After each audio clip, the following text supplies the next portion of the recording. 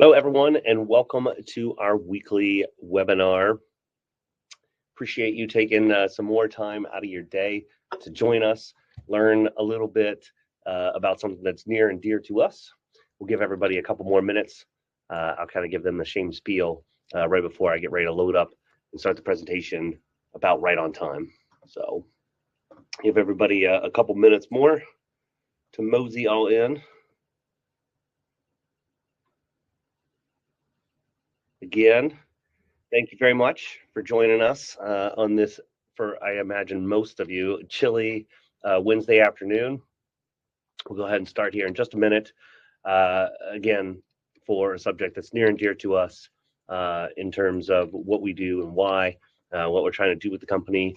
And even if you're a client watching this live or sometime down the road as an on-demand webinar, it'll give you some insights as well too, because not everyone knows everything beyond the more immediate things and reasons why they hire us to be a company and where we're going. And so hopefully after you watch this, you will know that and help us proselytize a little bit.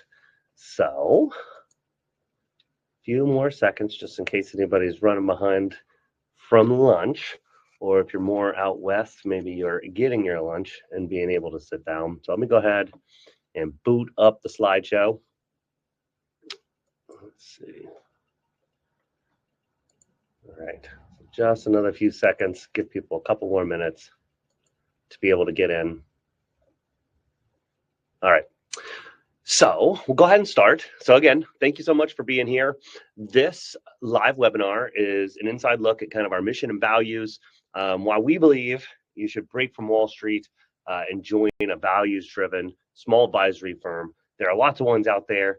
As you'll see, we're pretty unique, but still a lot of small businesses and banks and investment companies like us, you really can find people that care more than just the big profit maximizers out there.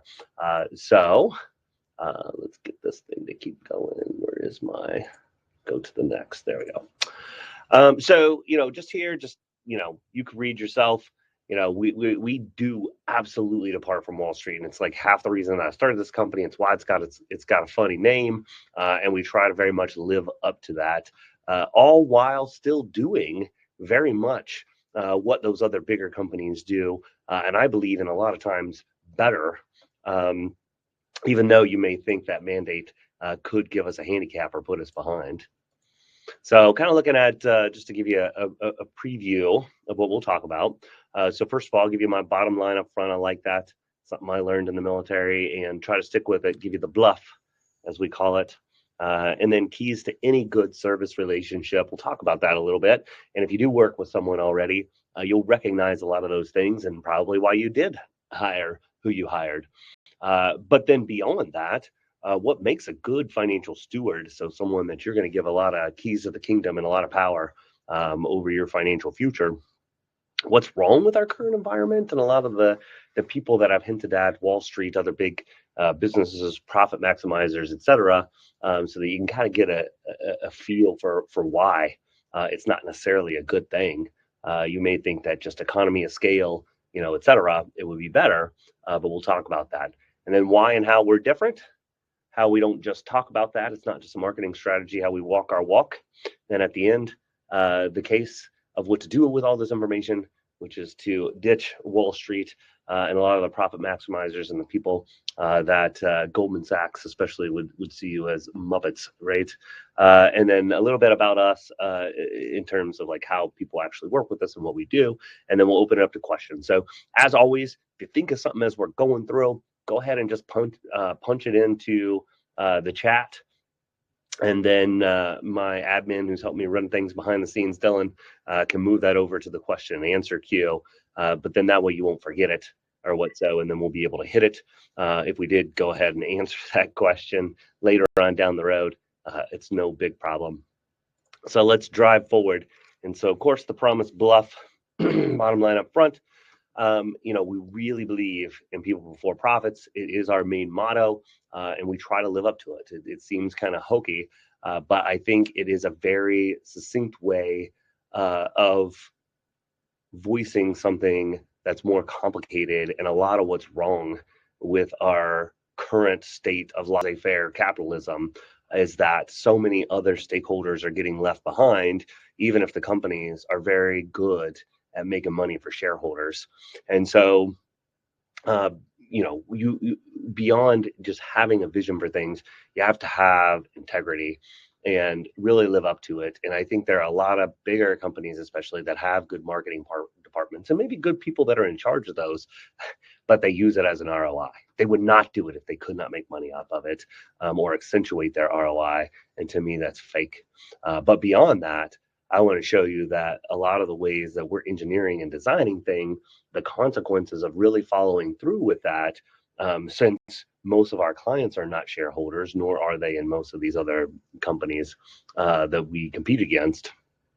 If somebody is not taking care of the other stakeholders or building a system that does that, there's a much higher possibility that you're going to get left into the dust, not to mention the other societal impacts of not taking care of employees or community, or society or country, etc., beyond just customer and business, right?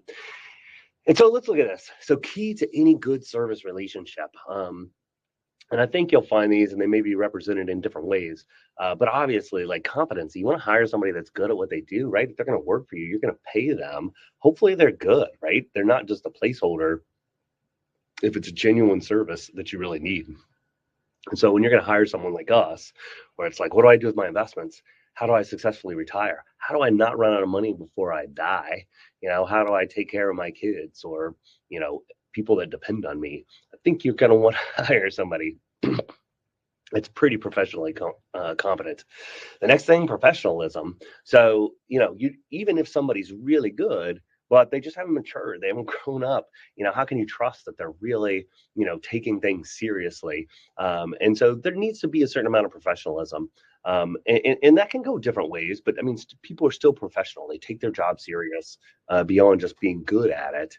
And that can kind of get a little bit blurry with the next one, which is shared personal values or experiences, because especially I work a lot in academia and have multiple professors and what's as clients, and they're like, I'm glad you stopped wearing suits. I don't trust people in suits. So professionalism doesn't necessarily mean wearing a suit or dressed in a certain way or what's own. Sometimes there's expectations that you want to work with somebody that's not Wall Street, or not this, or has had this experience like you have, et cetera. We have a lot of people in our profession, a lot of my friends and peers, that have actually career changed and maybe went from being an engineer or from a doctor, and now they're a financial advisor, right? And so that provides a lot of shared common ground for them to work with other people in the career that they changed from.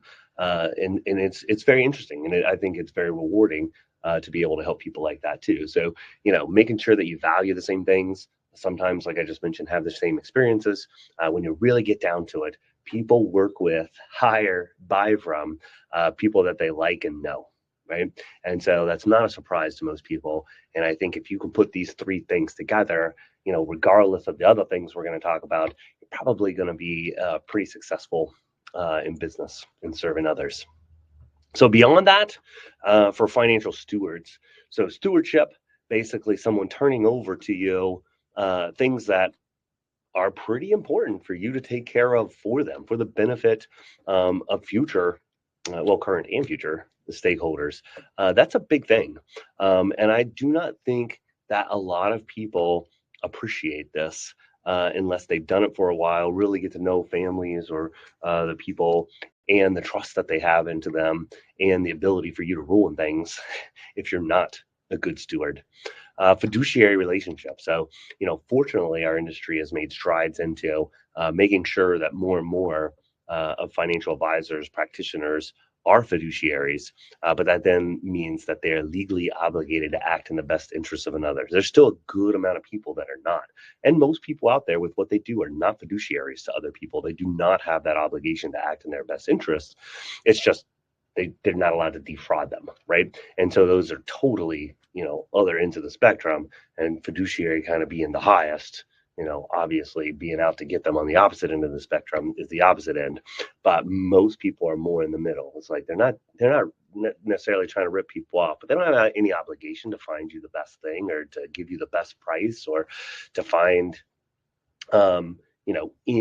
to a regular person, the what would be considered one of the better options out there. And so, having a fiduciary when it has your whole financial future into on the balance is very important.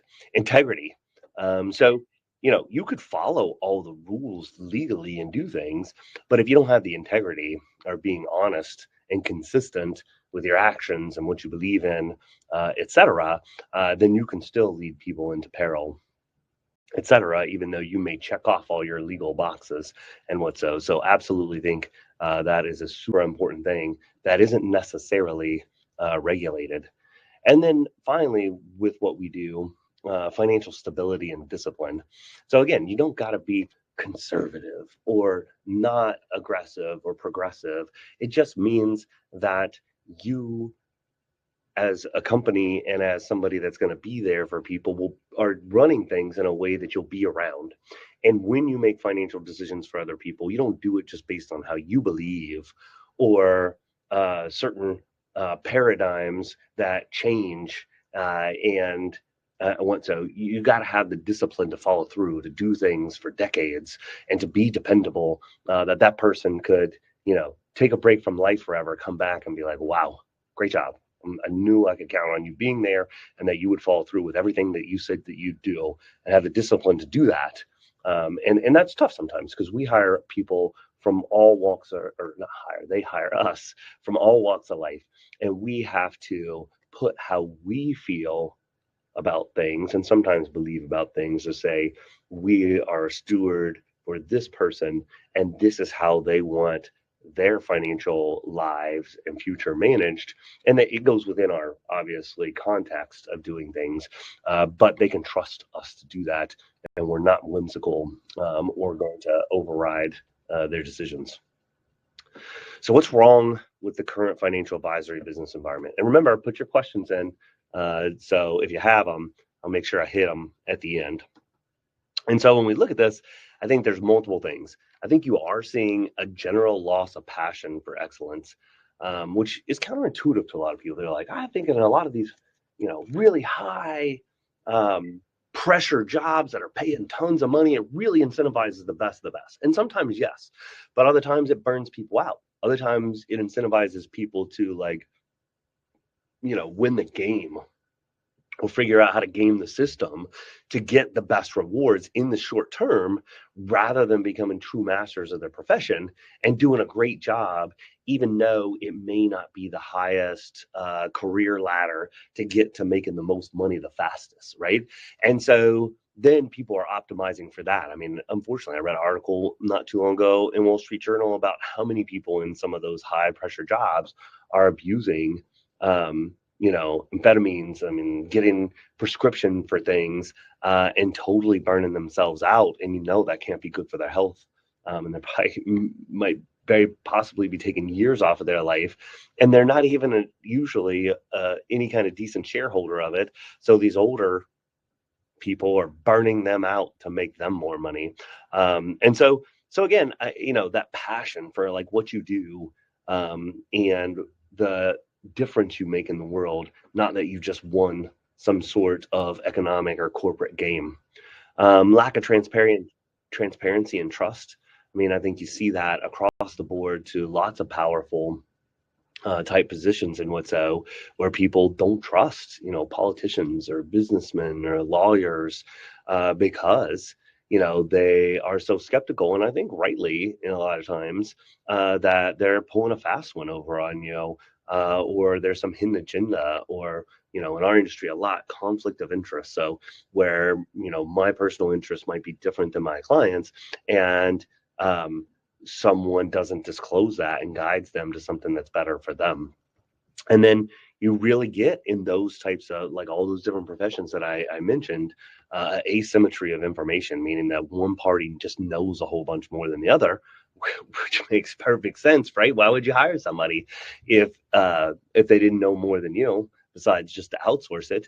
And so there can be abuse of that, and there has been, and you don't see the justice system really coming down on white collar crime and violation of those fiduciary responsibilities and stewardship.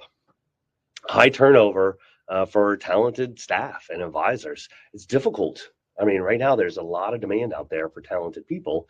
And unfortunately, I think a lot of them are getting scooped up and enticed by people that can pay the most. And it's short-term game. But then what are you doing in the long term? I mean, human beings just weren't meant to just work for the highest amount of money and have no purpose in life, right? And not really be doing what lines up with their values to help other people or be a part of something, etc. And so you get a lot of this high turnover. I mean, you may have a great person at a firm and you're like, the firm's all right, but man, I really like Tony or I really like Angela. They're just spectacular. But then they're burnt out or they get promoted or they get headhunted and they're gone in a couple of years. And you're just like, dang, now I'm at a place that I don't necessarily want to be. And I was here for somebody that's gone. Right.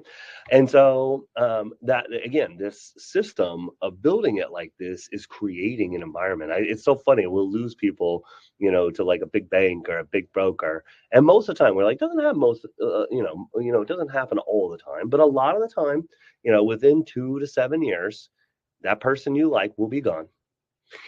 And at that point, we told you so. Just come back and talk to us. Good people will still be here because most of them enjoy what they're doing. And we're trying to make something better than just the highest paid career. And we're making a difference in people's lives, in the world, etc. And so prioritization of profits over everything else. And of course, they're never going to put this in their commercials and everything. But let's be honest. If you read the Wall Street Journal, you watch, CNBC, any of these things, all it talks about is how much they're going to make versus what they could have made. And somebody's merging with and how much it's going to make shareholders. And, when they merge, they're not talking a lot of times, except for in the PR, maybe to the community and the employees, about how much better it's going to be for everyone and customers and this and that. They're talking about the synergies of how much more money they'll make or how many people that they can lay off because there's overlap. And then they'll make the same thing. So then they're going to make more money. And so this is happening on so many different levels. I mean, our businesses colleges, this is what they teach. They generally don't teach how to take care of the other stakeholders unless you're like in HR and stuff. But then again, it's human resources. They're trying to manage how can we try to create the best thing for the least amount of expense for the people that work for us, right? And so you could just tell by how everything is characterized that this is how we're going. And it's not good for our country and our society and our people, at least the vast majority of them. There's obviously the small minority that it is good for. So different approach for us. We believe in capitalism. I mean, look, capitalism has beat just about every other economic system out there, but not laissez-faire. I think, back in history a little bit more, when we were coming up through the 50s to the 80s before, the NBA gurus really got out there and started supercharging things. And of course, it was hyper capitalism, crony capitalism in the 1800s, early 1900s as well. But we just reject the idea of just completely unregulated free market that you're just supposed to maximize profits. And if treating people was good, then it would win, right? There are a certain amount of people, and for a short period of time, when they say greed is good, they can win, but it doesn't mean that they're right, and in the long term, it doesn't mean that it's going to create more wealth for a society and an economy either. And we believe that, and more than just shareholders should be taken care of, all stakeholders can, and we'll hit into a little bit more of that. And then, who are these people? People before profits, clients, employees, community, countries, peers, business holders, and then shareholders. And so for us, shareholders are last. Yes, we do believe that people should be able to be rewarded for the work that they do and the awesome things that they create, but it shouldn't be at anybody else's expense, right? And so we believe that doing that, you can create sustainable long-term value, and people are happy for you that you succeeded because you're generous and you help other people succeed. And so this just goes through it, and try to be accountable. And I didn't put this in here but we are a B Corp. And so you can Google that and look it up. A B Corp is kind of a movement, to do that kind of conscientious capitalism and make it transparent and go through auditing and prove that you're using business as a force for good, even though hopefully you're profitable. As well. But it is a long, hard, arduous thing.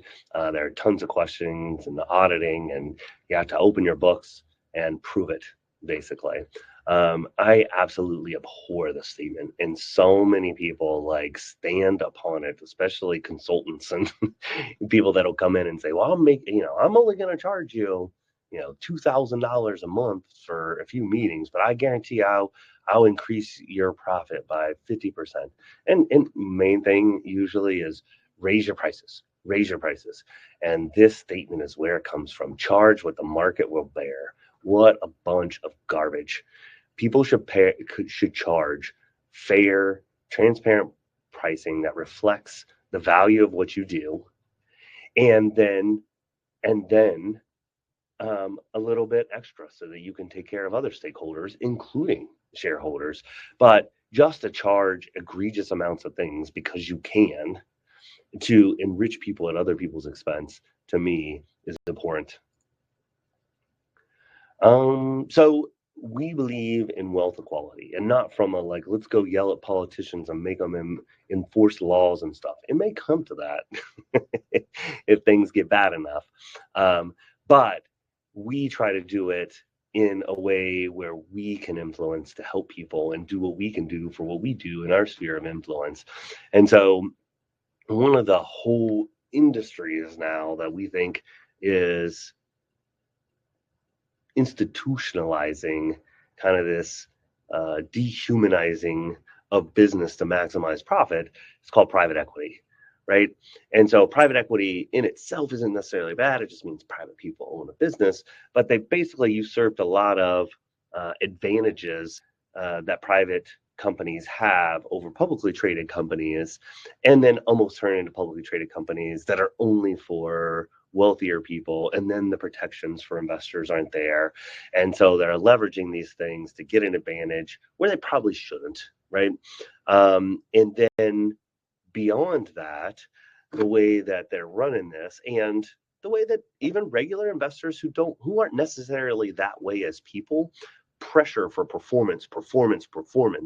And so, I mean, Tony, he's our advisor and tax accountant here at our firm, just sent me an article the other day, was talking about how much private equity has taken over long-term care facilities, and you could see every multiple for seniors dying and how many extra fractures and falls there are since they've taken over, and the staff to patient, or caretaker to resident ratios, every one of them just against it. But you know what? I bet they made a lot more money because of that.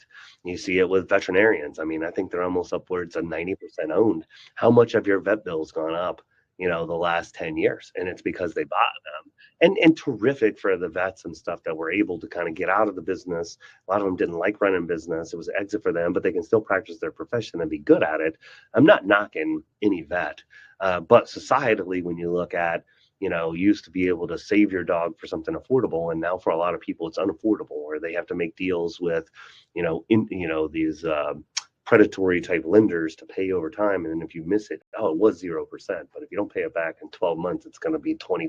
And they couldn't even afford what it was originally.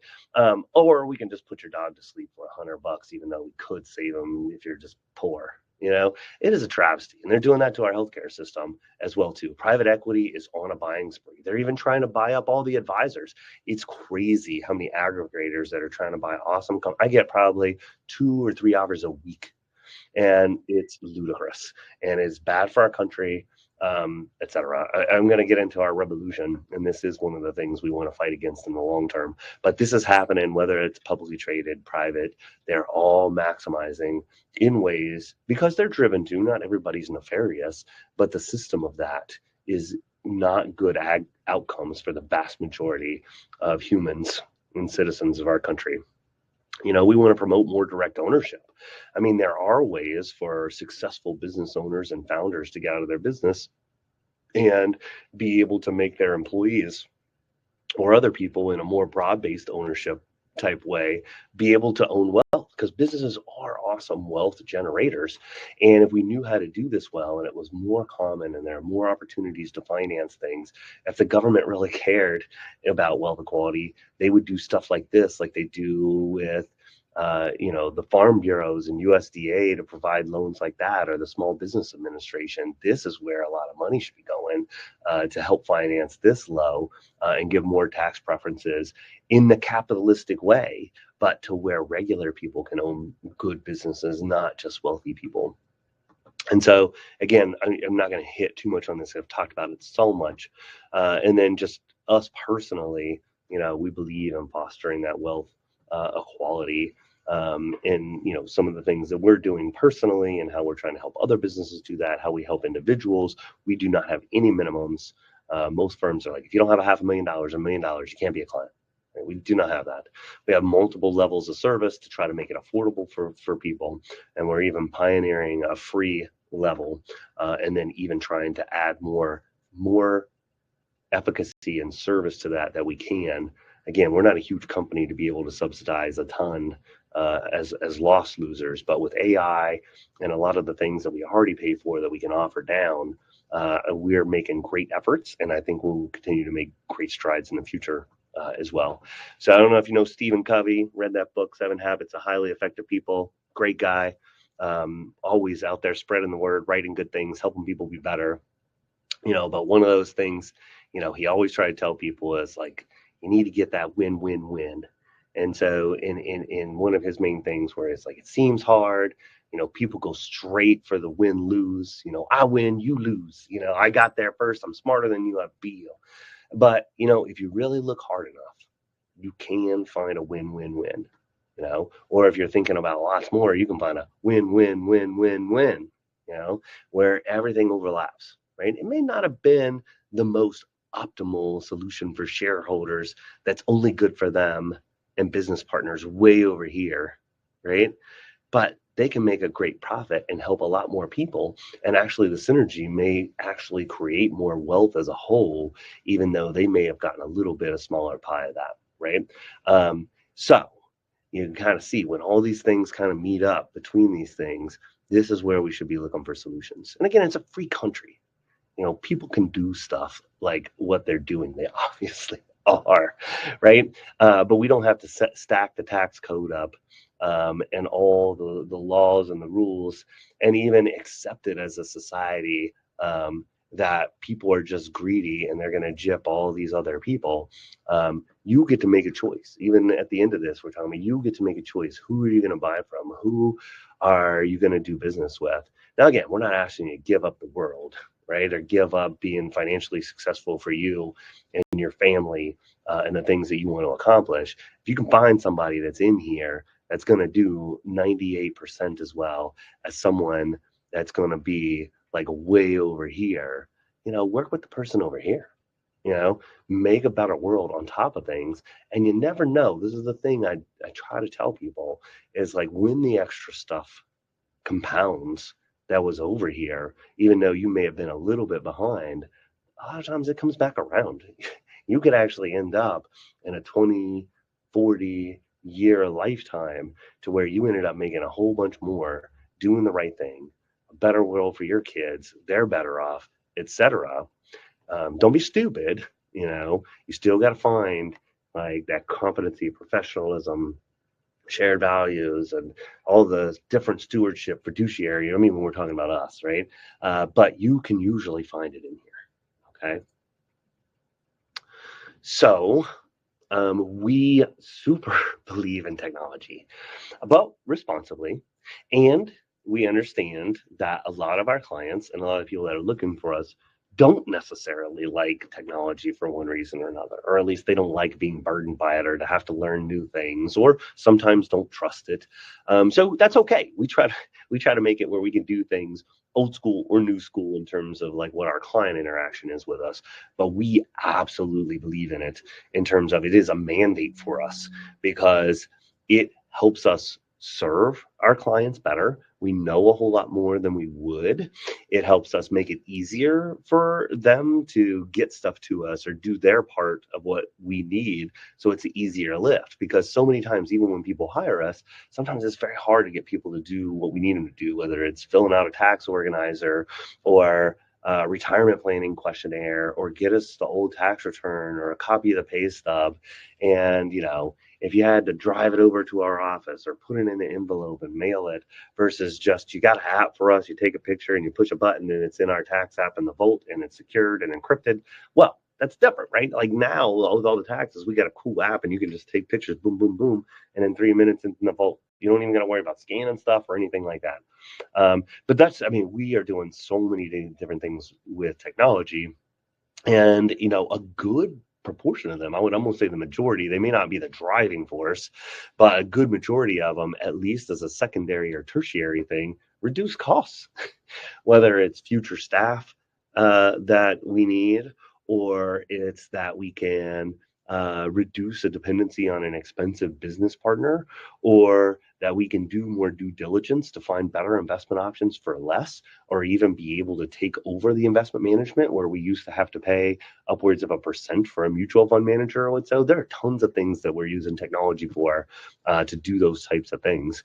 Enhancing performance, there are just so many things that a cyborg, if you match yourself up with a machine or with an AI or that you can do better than you could do by yourself if you learn how to use it and do it responsibly to take out or to reduce the risks and but it is just amazing the things that we've been able to do, and how we've been able to take really talented people that work here and really elevate them. And it's just, there's just more and more to come. And then hopefully, eventually, I think you see it some already, improving human happiness. Because there are so many things we don't like to do. Even, maybe you like mowing your yard, but a lot of people don't like to. Most people don't like vacuuming. People don't like folding laundry. I just saw a laundry folding robot just recently, and that's probably going mainstream in the next year or so. And I think right now I was reading a piece out there. I follow like a technology crypto type thing, and it was talking about how many different robots are under construction. I think like from 12 different companies.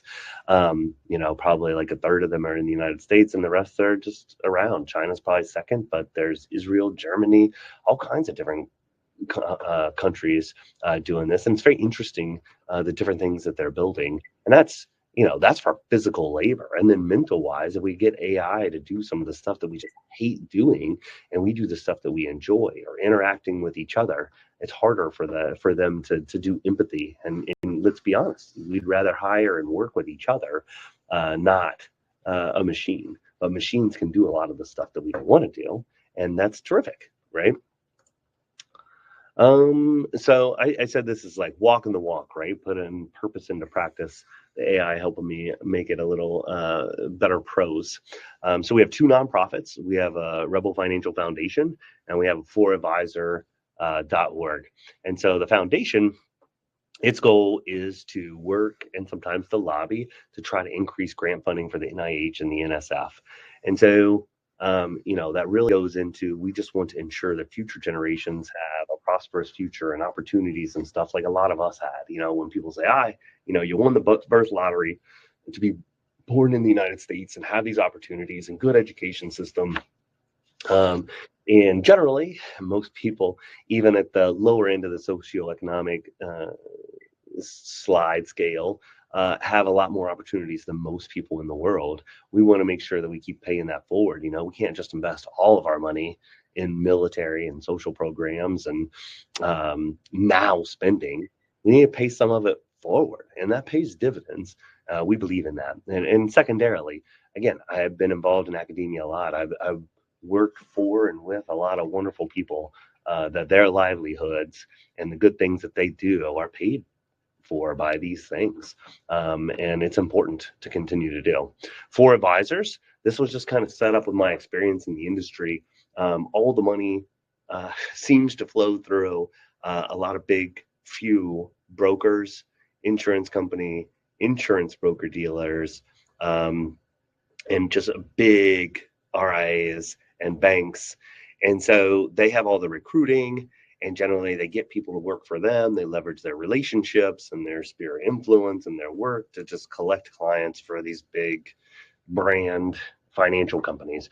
So for advisors, basically our motto is, helping advisors serve clients, not corporations. And so we try to help advisors either start their own firms or join firms that are smaller, kind of more boots on the ground, small advisory firm like we're talking about with this presentation, and then just building a purpose-driven business. So, to help with how our employees may want to find purpose, not just a good career, to help other people and to do good in the world, to help our clients be able to align their values with their investments, or even how when they're really successful. We're getting there now. We have a lot of successful clients and we show them all the moves that they've made and we've helped them make and that they've implemented. Just like, you're gonna have way more money than you need. What do you want to do?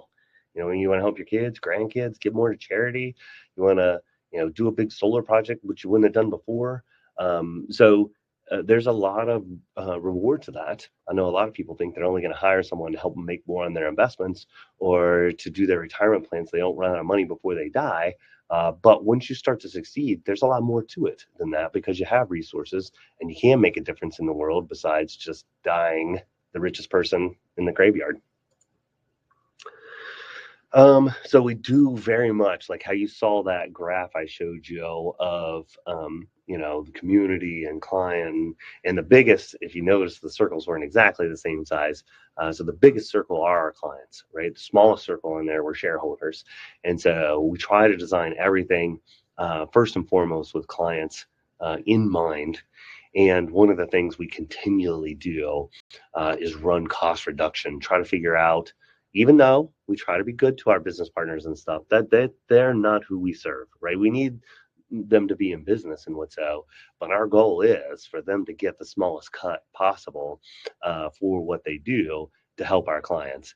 And so we have really worked on this. And, since I started, maybe 20 years ago to now, maybe the average internal fund expense, if you're counting regular portfolios with like mutual funds, and this was before ETFs, but of course you got to take the average. But maybe costs back then were almost 1.5%. You start throwing annuities in there, in what's out, you'd be upwards of somewhere between 2 to 3. Now the average of those two together, you'd probably be upper 1%. And now internal fund expenses, like say for our ultra low cost portfolios, are below 0.15%. Some of them pushing towards 0.07%. And if we're successful with our direct indexing endeavors, and being able to use technology to control individual securities, and some of the newer technologies like fractional shares and blockchain, we hope to be able to drive that down to zero, maybe below zero, kind of like Vanguard does, and then be able to offer it with no minimum. So where we could build awesome portfolios that are now reserved for 1 million plus clients, down to you're starting with $100 in your Roth IRA. So we're very excited about that. And that's, I'm kind of talking about this is like we're consistently investing in our client service capabilities and expanding. And since we've started, we've always hired faster than we should as a responsible RIA to have, the appropriate 25 to 40% margin. I was just talking to our sales and marketing manager today, and I was talking because we were looking up this financial company that someone he knew worked with, and he goes, "Oh, they're about our size." And I'm like, they're actually almost 3 times bigger than us. We're just staffed as high as they are, because we are trying to grow fast and we're trying to deliver that high level of service to our clients in disregard for a higher profit margin. And so our commitments to these, continually driving those costs down. To my knowledge, we have more custodians than any other RIA out there, because we really believe in giving our clients choice, because different ones of these are better for difference of our clients for what they want to do and what type of account, etc. Plus, we make them compete against each other so we can get much better deals than companies that are a good bit bigger than us. Expanded services, if you just try to go around and look, I mean, we do investments, we do comprehensive financial planning. We can do just about any kind of planning that you want to, that most firms don't go that far. We do tax planning, we do tax preparation. I think we're up over 50% of our clients, we do their taxes. Most of our clients now are getting their estate planning through our partnerships and guidance. Obviously, we're not an attorney, so we partner with attorneys or attorney services on that. We help our clients make sure they're getting the best savings rate out of their savings account, CDs, and we do commission-free annuities and insurance. We have partners for that again, because we are, I'll get to it later, fee only. But I mean, a lot of firms will not do commission-free stuff because they don't get paid. But we'll look at both sides. We'll look at the commission stuff, but it generally doesn't beat the commission-free. We'll help our clients with rental properties and buying a second home, and doing renovations and how things should be done most efficiently. Business services, we do consulting, we do business planning, we do bookkeeping, we do payroll. We'll help with benefits design and implementation, and 401k pension. So just the expanded services, you'd be hard pressed to find any firm out there that does all of this in-house. And fee only. Talent investment, we are working very hard. Again, we need to keep building our economy of scale, and hopefully people wanting to join us as clients will help us continue to do that. But to have awesome benefits and competitive pay, we can't compete with like Chase and what Fidelity and some of them can do that are really pushing profit margins over everything else. But again, we can get competitive, and we can give people purpose in life, and we have awesome benefits. And then later on, I'll show you how we're going to organize ownership. We can share equity as well too, and so that's cool. And then operational efficiency. So like I already talked about, like multiple custodians and doing things that other companies wouldn't necessarily invest in, because we want to make the experience better. We have to do this because it makes it harder on us to have all these extra things. So we have to figure out a way to be efficient so that it doesn't cut us on the cost reduction side of things. And so we have to balance that. So, as we became an RIA, independent by ourselves, right? And so it's just us and the SEC in the state that oversee us. We're not a subsidiary of anyone. We're not DBA under some other company. We are Rebel Financial and you, right? And then we have our regulators that obviously after the 1929 collapse and everything that happened to the Depression, they realized they need to regulate, more of this. Have done so, but we immediately committed to being a fiduciary all the time. So doing what's right, putting our clients' interests before our own. At that point, back in 2013, the majority of the industry is not a fiduciary most of the time to their clients. They have what's called suitability. I think of the name, requirement to their clients, which means they don't have to find you the best thing. They don't have to put your interest before theirs. They just had to find you something reasonably that was suitable for your needs, for what you needed, right? And a lot of the industry is still there, but I think because the CFP board, none of the governments or anything, but the CFP board required CFPs, so certified financial planning professionals, to be fiduciaries now. Most of the people that you're hiring that are really competent and know what they're doing as a financial advisor, they're a CFP. They're required as a CFP to be a fiduciary now, and I think that's very important. I'm part of the CFP, the FPA, Financial Planning Association, which is association of the largest one in our pretty much industry of CFPs and financial planners, and NAFA, which is the National Association of Personal Financial Advisors, which is fiduciary and fee only. We'll talk about fee only in a second. We're all pushing, and we're very happy that the CFP board did that. We, about 3 years into it, became fee only. I wanted to do it earlier, but it was very hard for me, especially starting a business, to give up a lot of the old commission and trails that I had from being in the industry way before. But eventually we knew it was the right thing to do, reduces conflict of interest, et cetera. And so we became fee only. Fee only means that we only take compensation from our clients. We don't take commissions. We don't take kickbacks, et cetera, so that you know that we just work for you. So I think when you're asked somebody, are you fiduciary? Yes. Are you fee only? And they say yes. Those two questions are, beyond anything else, a very easy identifier that you're probably going to be working with somebody that's going to do right by you. It's not a guarantee. There's still people, like I said, they may not have the highest integrity, et cetera. And while they may follow the, letter of the law, they may not follow the spirit. So, but those are very good questions to ask that real fast. You can tell who you're talking to, okay? And don't get sucked in with fee-based. Fee-based just means they take either or depending on the situation, right? Values-based investing, I truly believe in this. I'm very sad that they've convinced a lot of people almost like politically to like be against ESG and stuff like this, because ESG is not conservative, it's not progressive. It's just like, I want to do right by what I believe in. And so for us, we've expanded beyond that. We have ESG for people that, want, there's all kinds of different ways you can dice this up into almost like 100 different things. And you don't have to, like, not one person has to be the same as someone else. But we also do Christian values portfolios, Catholic values portfolios, and even halal, which is Muslim faith based. And our belief in this is that if we can empower our clients to invest how they believe, we believe that all these different flavors of people trying to do right by the things that they believe in, they're all kind of right. And the world would be a better place if we could express those. And so we see it as our job to help people be able to express those in the lowest cost, best performing way that we can. So we're trying to not make them lose any rate of return for this. And again, I don't think anybody could say that if we were able to change the world for the better, that these are going to make less money, right? Just because they teach just the short-term multiples and factors in MBA books doesn't mean that they're right in the long term. They do not know the future, okay?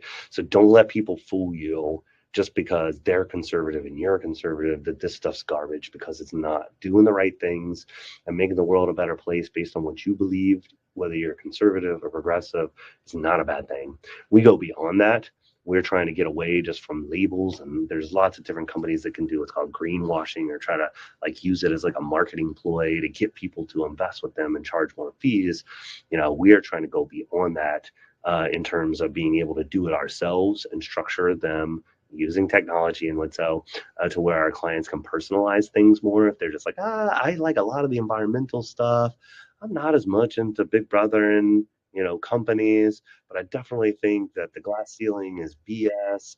But I grew up Catholic, I believe in a lot of that. Can you mix these things together? Sure, absolutely. Why not? Let's invest per how you want to, not some cookie cutter thing. Then beyond that, let's vote the proxies. I think that's a lot of what's wrong with this, is because it's still big fund companies and they don't want to get sued. So a lot of times they'll vote the proxies based on just profit maximization and what the board recommends, because they're afraid they'll get sued. But if we can drill this down to the individual level and customize it, and then we vote based on exactly what you would have wanted us to, based on how you answered the questionnaire, maybe we get an AI to do it, we can vote them down. And if enough people do that, we can fire all the CEOs and all these different people that aren't doing what we want them to do. We own them. And again, that I'm kind of against the private equity for that too, because we should have control over that as well as the publicly traded companies. Transit. Speeding this up now, just so I want to leave a few minutes for questions. And so most firms charge based on AUM. We charge based on net worth, which is a little bit of a, it ruffles some feathers for some people. They're like, you're going to charge me on my savings? You're going to charge me on my rental property? It's like, we're going to help you on that. We're going to add value on these things. And one of the main reasons we did this, because it was actually very tough for us operationally in terms of having lots of hard discussions, losing clients, because it's fair. They didn't sign up for that originally, but we were like, we're going here because it's the right thing to do so that we can focus on total wealth. We need to remove our last biggest conflict of interest. There'll always be some conflicts of interest, and you never know because they rise and fall. But one that's built into almost all advisory type firms, it's simple. It's that most people that get paid based on what you invest in them want you to invest more money in investment accounts, don't they? They want you to have your wealth in the type of thing that they get paid on. So with us, it doesn't matter if you want to invest in your nephew's business or buy a rental property or start a business or sell your business. We're going to get paid the same thing, and we're going to help you do that in the best way that we know possible, right? And so we believe this is going to lead to a much better enhanced client experience, to where we're not biased to put you into things to invest in just because that's just something we can do to make money in. Okay. And we believe in conscientious capitalism. And so you put all these things together. This is what I was talking about, all the things that we're really doing in that. And so we talked about the values-based investing and our processes. And then eventually what we want to do is become a company that is owned three ways. First is kind of the traditional way to reward professional excellence and talent. And that's what a lot of companies do when they have stock options or partners, that earn in like lawyer firms and CPAs and architects and what so, so we don't know the exact, but I'm in my mind right now, it's kind of a third, and a third, where a third is kind of that professional excellence partnership type, regular, capitalistic. Then a third in broad-based EE ownership or employee ownership, which is our egalitarian thing, is to say, hey, all of our employees that stick around for long enough are a part of us, and we want them to be like owners and to have earned this and to get a piece of the pie of doing well in this system. And then lastly, a little kowtow to the fact that I really don't want the company eventually to become private equity meat or go public. I would like a structure like this to last as long as possible and to reward our clients, the ones that really stuck with us for the long term and that had that fidelity and that loyalty to us, to be rewarded when they're there for long enough based on how much revenue over time they've contributed, become an owner in kind of a phantom stock type way. They don't necessarily vote on everything, but they could stop the company from going public. It would not be in their best interest, generally, in that respect. So you could kind of see putting these all together and meeting them there together, to me, is going to make something to where intrinsically how it's built, these stakeholders get a seat at the table, and will keep it more equitable even when I'm not at the head of the table to make it that way. The last thing we're doing is this thing called the revolution. And so we are working, we don't have a ton of money yet, but we're working in building the network and the system and how we're going to do things to make the largest pro bono financial planning network, to try to bring investment management, even if it's just a little bit, in financial planning and debt management, to people that our industry has just traditionally neglected and can't afford these things. We want to empower other companies and even some of our clients that have done awesome, when they're ready to be done and kind of cash out. They deserve that a lot of times, but let's do it in a way that makes a better world, that makes more wealth equality instead of inequality, so we can have that win-win-win, rather than now a lot of times you get the win from the owner, the win for the private equity, and the lose for everybody else of those stakeholders. And then eventually, I didn't put it in here. The thing I was talking about, I want to make an anti-PE movement, right? And there'll be some PEs that are good, but we're talking about the ones that kind of fall into the category of how I described earlier, of being dehumanizing profit maximizers, right? And to really not only go after them as much as to educate people of what they're doing when they invest in these private equities. They're empowering and pushing people towards those behaviors. So again, it's kind of like that old thing. It's not just bad people doing bad things. It's kind of, good people ignoring the bad things happening. And so anyways, and then last, one of our longer term goals is to create the first private guaranteed minimum income benefit, to where we'll use blockchain and AI and a 501c3 to basically give people that have done well the ability to donate to something besides the government to help correct wealth and income inequality and make a future good for all humans, not just the ones that were in the hot potato seat when AI and robots took over everything and the wealthy people own everything, even labor on top of all of the means of production. So again, wanted to share that with you. And basically, it comes down to this: ditch the Wall Street firms, the brokers, the banks, et cetera, and work with somebody that's smaller, that aligns with your value, that's trying to make the world a better place. I think you're going to be pleasantly surprised in the fact that a lot of times you can save money, you can get more, the people that are running it, so you can really validate that trust and stewardship. And then in that, hopefully, you're joining something where you can build something better. And in that, they're helping to take care of people that really care about you and taking care of you, and that is fulfilling for them. So having a fulfilling job in finance and investments is rare indeed. And so this, not just our company, but companies like us, is a rare place that you can find it. So check us out on the website. Got a great website, lots of reviews. We're very transparent. I'm not going to hit too much into this because I want to answer a couple questions, but you can see all those expanded things that we do that most other financial companies don't do. A little bit just from the one we went through, so I don't have to hit these as much, about what's different about us in terms of how we're oriented and tech forward and really believe and are walking the walk, people before profits. You can see our team right here. From advisors and coaches down to financial planning, investment management, operations, administration, marketing and sales and technology and client service, all the way across. These QR code, when I do the question, you can click that if you'd like to schedule an appointment with one of our coaches or advisors and talk about it. There's no commitments. We're not huge sales people, so we won't bother you. We'll answer your questions, and if it's a fit, then great. If not, you can try it out free, our freemium level. So let me hit up the questions real fast. Looks like we've got 2 questions. So our first question, it says, thanks for putting this together. I have run into another customer call. Oh, wait. Okay, that's not a question. That was a cut. Well, thank you for reaching out, Jack. I will try to call you afterwards. Okay, so here's another question. How do you keep your values as Rebel grows into a larger firm? So that is a good question.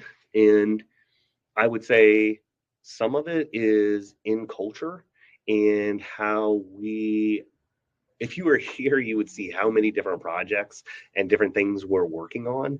And we try to, when we're talking about these things, talk about what they're going to do and why we're doing them, not that we're just trying to do this. So I think sometimes it's smaller for now in terms of who we hire, and we are able to keep that a little bit more intimate and find a more cultural fit. We can teach a lot of times the technical side of things. So those 2 things. So when we're hiring, we want to make sure that we hire the right people that fit with what we're trying to do. Number 2, in terms of that we're building the projects and the why, what we're doing it for and the why we're doing it for is very important, and continues to reinforce that.